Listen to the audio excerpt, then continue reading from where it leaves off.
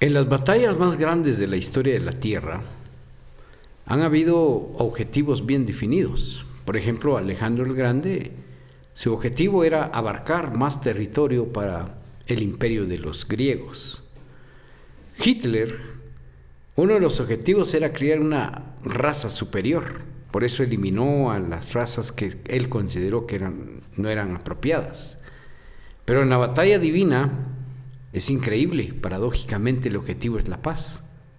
De eso vamos a hablar en el estudio de esta semana de la lección de escuela sabática.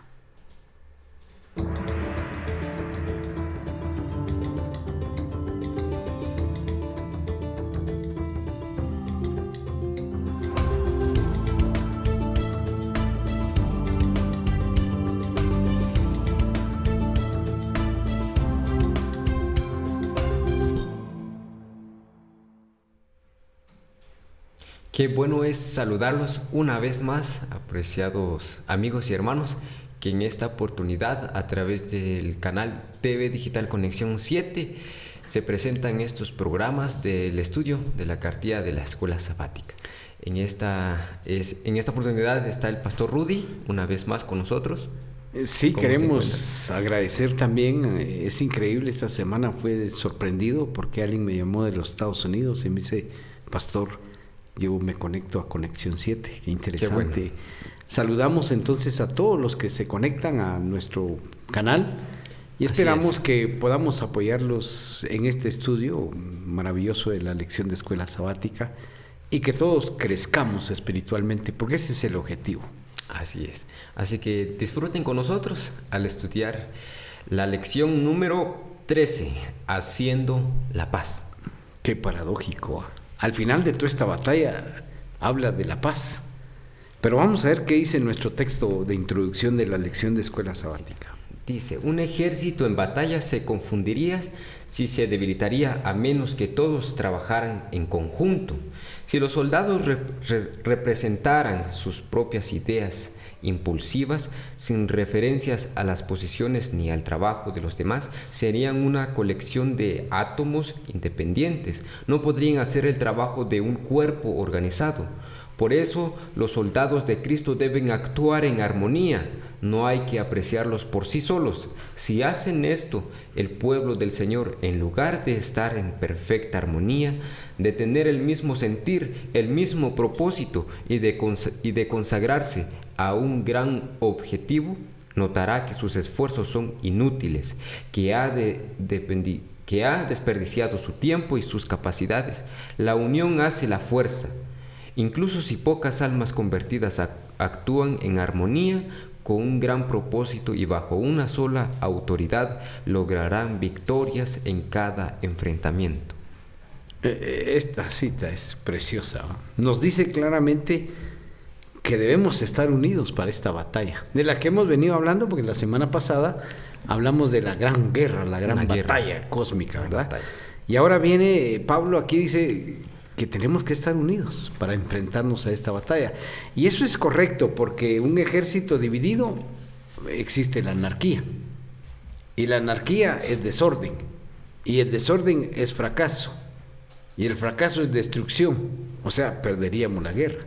Entonces todos tenemos que caminar con el mismo objetivo. ¿Hacia dónde vamos? Pero unidos. Y de eso se trata la lección de esta semana, de manera interesante. Pero tenemos una cita de introducción, un texto bíblico que está en Efesios capítulo 6, versos 16 y 17. Dice, sobre todo tomen el escudo de la fe con que puedan apagar todos los dardos encendidos del maligno. Tomen el yelmo de la salvación y la espada del Espíritu, que es la palabra de Dios. Estos son apenas unos factores de los que vamos a hablar durante esta semana. Esta lección, aquí Pablo está cerrando su libro y le está hablando a la iglesia de Éfeso de una manera interesante. Dice, en esta guerra entre el bien y el mal, estamos llamados para defender una posición, y esa posición es la paz. Porque Dios no viene a revolucionar este planeta, ni a crear más conflictos, sino Él trae como objetivo primordial poner en paz a la criatura humana con el trono de Dios. Este es lo interesante y el contexto de este asunto de la paz. Pero para ello la iglesia debe estar unida, como un ejército, bien definido hacia dónde va y qué quiere alcanzar. Claro. Y de esta forma es que lo presenta Pablo, adjuntando o continuando con la lección de la semana pasada. Ahora Pablo visualiza cómo podemos lograr alcanzar o hacer la paz, como es el contexto pues que vamos a platicar ahora. Y él lo presenta de esta manera: teniendo toda la armadura completa para la batalla, desde la cabeza hasta la punta de los pies, armados. Sí, él de una manera analógica o comparativa presenta el cuerpo humano para enfrentarse a la batalla bien protegido, de acuerdo a la cultura de los ejércitos de la época de él, por supuesto, pero no deja de ser un extraordinario ejemplo. Siempre sigue esa enseñanza maravillosa de cómo enfrentarnos a los poderes maquiavélicos que han invadido este territorio. A mí me fascina la idea que muchos tienen de que nos van a invadir los ovnis, que objetos raros volando, no identificados, y que una invasión a la Tierra y que hay secretos y hasta programas misteriosos hay. Pero la invasión ya está hecha. Satanás invadió este planeta con sus ángeles caídos. ¿Qué más maldad? Ahora, los otros seres que viven en otros planetas que nunca cayeron en pecado, ¿a qué van a venir a la Tierra? Si aquí lo que hay es tristeza, dolor, basura. No, ellos no tienen necesidad de invadir acá. Nosotros anhelamos llegar allá, pero tenemos que llegar como un ejército unido, venciendo primero a estas huestes del mal. Pero para poder ser un ejército poderoso, la lección nos lleva a una experiencia extraordinaria. Y yo creo eso, que vale la pena leer lo que dice Efesios capítulo 6, y a partir del verso 10 hasta el 20. Es una larga lectura, pero muy interesante. Vamos a compartir con ustedes. Escuchen. Por lo demás, hermanos míos, fortaleceos en el Señor y en el poder de su fortaleza. Vestíos de toda armadura de Dios, para que podáis estar firmes contra las acechanzas del diablo, porque no tenemos lucha contra sangre y carne, sino contra principados y contra potestades, contra los gobernadores de las tinieblas de este mundo, contra malicias espirituales de las alturas. Por tanto, tomad toda la armadura de Dios para que podáis resistir en el día malo, y habiendo acabado todo, estar firmes. Estad pues firmes, ceñidos vuestros lomos de verdad, y vestidos de la coraza de justicia, y calzados vuestros pies con el apreto del evangelio de paz. Sobre todo tomad el escudo de la fe, con que podáis apagar todos los dardos de fuego del maligno, y tomad el yugo de la salvación y la espada del Espíritu, que es la palabra de Dios, orando en todo tiempo, con toda oración y súplica en el Espíritu, y velando en el ello con toda perseverancia y súplica con todos los santos. Y por mí, porque al abrir mi boca me sea dada palabra para dar a conocer con denuedo el misterio del Evangelio, por el cual soy embajador en cadenas, para que en ellas hable osadamente como debo hablar. Ahora, es interesante porque Pablo escribe su carta en la cárcel y dice: estoy en cadenas, pero les envío este mensaje divino. Entonces Tíquico, que está leyendo la carta, yo me imagino una noche donde se reunieron los hermanos de Éfeso y les habló de la familia, les habló de esto, lo otro, tantos puntos, y de la gran batalla. Mire, la carta de Éfeso es como subir a un monte y ver el panorama de una ciudad. y ver esa ciudad, sus calles, sus edificios y todo lo que hay ahí en ella. Pues Éfeso se presenta como un mensaje que está arriba para señalar todos los problemas críticos de la iglesia, del evangelio y la batalla cósmica entre el bien y el mal. Ese es el panorama que nos presenta este libro maravilloso de Éfeso. Nos dice que nuestra lucha es contra poderes y potestades de las tinieblas. Eso dice el verso 12. Y luego dice que nuestro objetivo en esta batalla es la paz. Eso dice el verso 15 de Efesios 6. Y cada día nos dice, primero vimos ya que nuestra iglesia debe estar unida como un ejército bien organizado. Eso dice el verso 20. Estamos hablando del capítulo 6 de Éfeso. Y nuestro equipo ahora ya presenta un equipo en la batalla.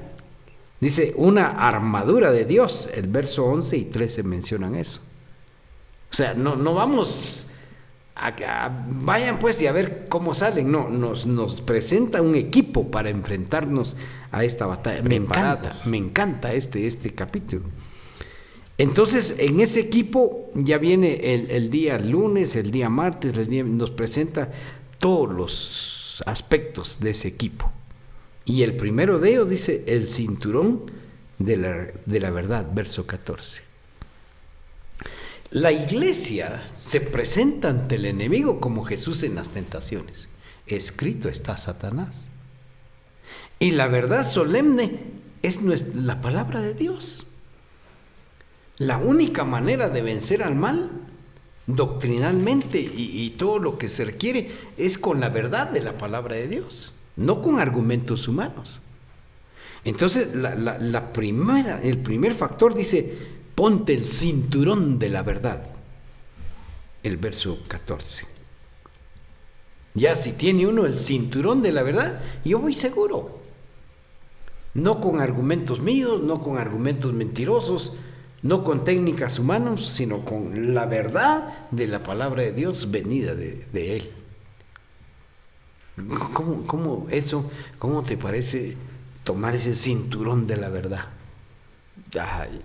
Bueno, yendo a un contexto un poco más amplio y para que comprendamos mejor cómo Pablo ilustra esto, una aplicación para practicarlo, es una ilustración práctica. Él pone a la iglesia como un ejército. Claro. Y presenta a este ejército en una guerra, en una pelea de cuerpo a cuerpo. Y las peleas de ese entonces, ¿cómo eran? Eran terribles, sangrientas. Sangrientas. Es algo terrible, algo que requiere de fuerza, de preparación, de unidad. Sí, de muchos factores. De muchos factores. Y de todo esto, en la preparación, lo que utiliza el soldado que va, está el cinturón. Si lleva un cinturón flojo, no funciona. Es una pieza importante. Ahora, en la guerra. Para la aplicación espiritual, Edson, es si nos llevan a los tribunales, pero estamos con la verdad, no nos van a derrotar. Porque llevamos el cinturón de la verdad. Porque al final, la historia de la iglesia, según Apocalipsis, dice que nos van a hacer caer en estas situaciones de juzgados, tribunales para defender la verdad. Y por eso tenemos que estar bien cimentados con el cinturón de la verdad. Y no cabe duda que vamos a salir victoriosos. Pero luego menciona también la coraza. La coraza era el pectoral, pues, que se ponían en el pecho y en la espalda, como un chaleco. No antibalas, porque en esa época no habían balas, pero sí las lanzas. Estos chalecos eran tejidos como escamas, de tal manera que llegaba la lanza o la flecha y resbalaban y las escamas no permitían que entraran. Era una protección muy interesante, pero cuando habla de la coraza, dice la coraza de la justicia. ¿Pero cuál justicia? ¿La justicia del hombre o la justicia de Cristo? La justicia de Cristo. Esa vestimenta que perdió Adán, Entonces, cuando el cristiano se arma de esta justicia y Satanás ve, dice, aquí está dura la batalla. Primero tienen la verdad y ahora tienen la justicia de Cristo, la que perdió Adán en el Edén. Esa vestimenta especial, esa justicia de la pureza, esa justicia que presenta un Dios perfecto, poderosísimo. Entonces, aquí nos está dando las armas. El verso 14 del capítulo 6 nos habla de eso. Presenta primero la verdad y la justicia en el cinturón y la coraza. Entonces, con esa seguridad yo voy a la batalla. Pero si Cristo no está conmigo, si yo no tengo la coraza, si no tengo la justicia de Jesús, no me animo. Voy a perder porque el enemigo es poderoso. Es un ángel de las tinieblas. Interesante. Pablo nos da aquí todo el equipo para enfrentar al maligno. Pero presenta también las sandalias o el calzado, que es el evangelio de paz, verso 15. Ahora, aquí hay un factor interesante eso. Normalmente, cuando nosotros conocemos la verdad y entendemos la justicia de Cristo, a veces nos salimos un poco del camino, que es correcto. Y al salirnos del camino, decimos, yo voy a ir a las discusiones. Pero la discusión lo que nos trae es más desorden. Yo, la palabra de Dios, con reverencia y respeto, no entro a discusión. Porque jamás voy a convencer a una persona, ni la persona me va a convencer a mí. A menos que el Espíritu Santo esté ahí y nos convenza, eso sí. Pero el Evangelio es de paz. No es de ver quién sabe más o cuál es la verdad absoluta. No. El Evangelio de paz nos presenta en base a la palabra de Dios correctamente la salvación de Cristo como creador, como cordero, como sacerdote y como rey de reyes. Esa justicia de Jesús perfecta, ese evangelio que nos presenta al león de la tribu de Judá, pero al cordero de Dios que quita el pecado del mundo. Es un evangelio de paz. Es un mensaje, por eso se llama evangelio buenas nuevas. Y si estamos con esas sandalias, dice, con ese calzado, vamos con una potencia extraordinaria. Y eso es lo que le duele al maligno, cuando presentamos a Cristo como creador, como cordero, como sacerdote y como rey de reyes. No le gusta. Porque él quiso ser semejante a Dios, poner su trono a la altura del monte de Dios. Y cuando ve a Cristo, a él le ofende, le cae mal. Porque Cristo es creador y Satanás no puede crear vida. Han experimentado en el laboratorio y han tratado de generar vida, pero no puede. Y luego como cordero, lo ve llegando al suplicio de la muerte, cargando nuestro pecado. Eso le ofende a Satanás y fue herido por eso, porque ahí se fue la misericordia y la justicia de Dios unidas. Y luego, en esta época, a partir de 1844 por acá, que no tenemos tiempo de hablarlo, lo ve como el sacerdote que está intercediendo en el reino de Dios, en el trono de Dios, en el santuario celestial. Satanás ya está perdiendo la batalla. Pero el golpe final será cuando venga en la segunda venida como Rey de Reyes y Señor de Señores. Ese es el Evangelio de paz. Hemos vencido, hemos ganado la victoria con Cristo Jesús. Pero después la lección y Efesios, en este caso en el verso 16 nos presenta el escudo.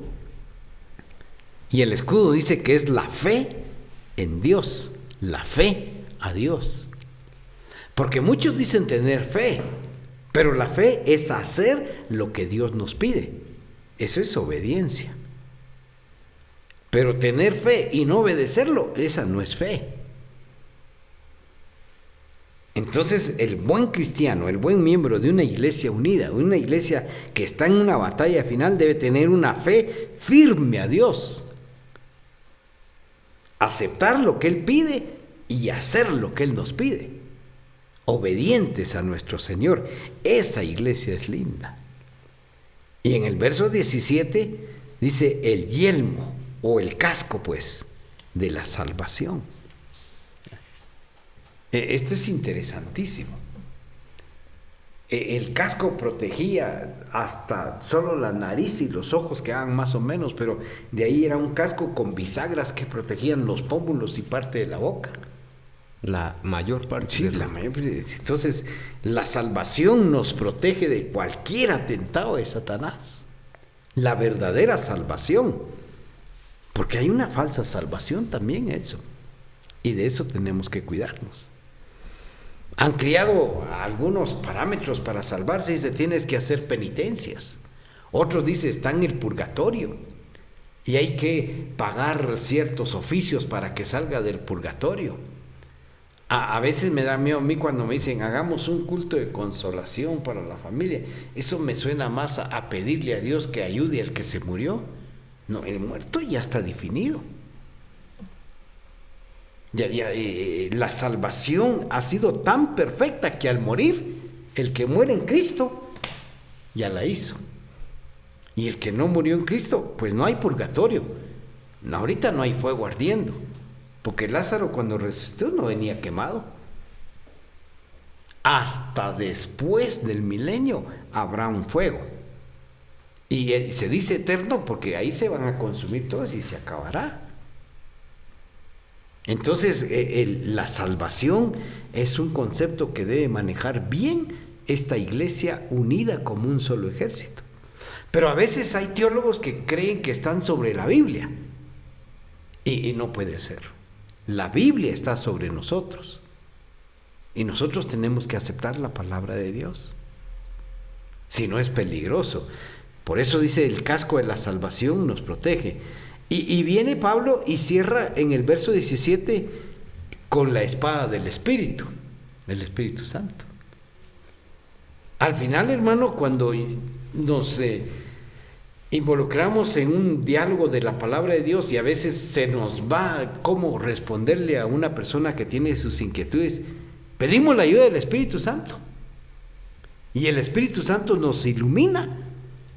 Y dice, Jesús dijo, no tengáis pena, porque cuando tengáis que responder, el Espíritu Santo os hará recordar lo que tenéis que responder. Pero cuando dice recordar, significa que tenemos que estudiar. Ahora, ¿qué equipo más poderoso el que Pablo presentó para la iglesia de Dios? La verdad, la justicia, el evangelio, la fe, la salvación y el Espíritu Santo. Este ejército es poderoso, eso. Armado, preparado. Bien preparado, bien armado. Esta mi iglesia es linda porque tiene todo esto. No debemos tener ningún temor. Vamos a la batalla y la vamos a ganar. Pero hay un antídoto. En el verso 18 dice, orad. Mucha oración. Mucha oración. Si hay oración, este pueblo va a triunfar. Por eso dice categóricamente Jesús, ¿hasta cuándo habréis de aprender, pueblo mío? Que esto se logra con ayuno y oración. Esta lección es extraordinaria. Pablo cierra de una manera maravillosa su carta. ¿Qué significa eso? Que este ejército, el verso 10 dice, debe estar fortalecido. El verso 11 dice, vístanse. El verso 11 dice, estad firmes. El mismo verso 11 dice, luchad con fuerza, con seguridad. El verso 13 dice, vístanse otra vez. Y el verso 13 vuelve a reafirmar, estad firmes. O sea, es una constancia. Eso se llama justicia impartida. Cada día pedir estar firmes en la verdad. Cada día desarrollar fe. Cada día creer en la salvación. Cada día ir para adelante en el Evangelio de la paz. Esta lección es maravillosa. Cómo cierra Pablo Éfeso. Es tan bueno entender cómo Pablo explica que esta batalla está mientras estemos en esta tierra viviendo. Correcto, no hay palabras, pues, no hay palabras. Y esa es la importancia que yo veo en este estudio de la lección, el estar preparado siempre. Él invita a vestirnos completos de esta armadura, tanto así como el cinturón, el casco, en otras palabras, el escudo, las sandalias, la espada, todas estas armas bien preparadas, dados a nosotros, son dones que se nos da a nosotros para que lo utilicemos. Correcto. Y así nosotros no desfallezcamos. Ahora, me encanta porque Pablo dice en la cárcel, yo estoy en cadenas, pero estoy con este equipo.